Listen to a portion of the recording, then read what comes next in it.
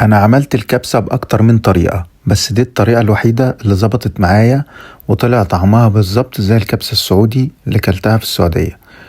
الطريقة اللي هعملها النهاردة دي سهلة وبسيطة، فيها كام تركة كده سهلين، لو خدنا بالنا منهم هتطلع الطعم فوق الوصف. خليكوا بس معايا لاخر الفيديو. هيبقى معايا حلة على النار، هنزل فيها بمعلقة كبيرة زيت ومعلقة كبيرة سمن، وبعدين هيبقى عندي شوية دهن كده. لو ما عنديش بطلعهم من اللحمة اللي انا هستخدمها، لو عندي دهن بقطعهم قطع صغيرة كده وبنزلهم في الحلة.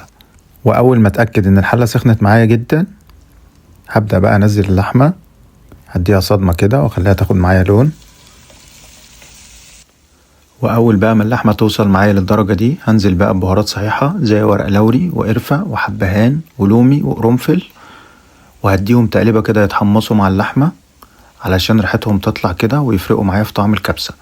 وهنزل بقى بالبهارات، فلفل اسود وبهارات لحمة وسبع بهارات، وكمان معلقة كبيرة من بهارات الكبسة. وهبقى مقطع بصلاية قطع صغيرة كده.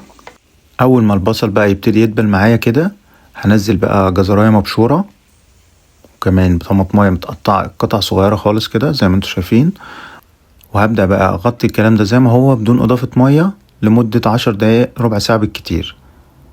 وده شكلهم بعد 10 دقايق بالظبط، الخضار واللحمة والتوابل كلهم انسجموا مع بعض وبقوا بالشكل ده. هبدأ بقى انزل مية مغلية هغطي بيها اللحمة، وهسيبها بقى تستوي على نار متوسطة. وبعد ما اتأكدت ان اللحمة استوت بالشكل ده، هبدأ بقى اديها شوية ملح. وفي تركية ظريفة جدا، هديها قشرة ليمونة كده، بتفرق جدا في مزازة الرز وطعمته. وبعدين هنزل بقى بالرز مغسول مش منقوع، يا دوبك غسلته وصفيته على طول.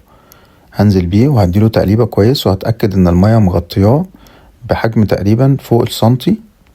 وهبال بقى ما الرز يستوي، تعالى نعمل احلى سلطة دقوس. هحط فلفل رومي وتوم وفلفل شطة ونص طماطمايه وشوية كزبرة، شوية زيت زيتون، عصرة ليمونة كاملة، شوية خل.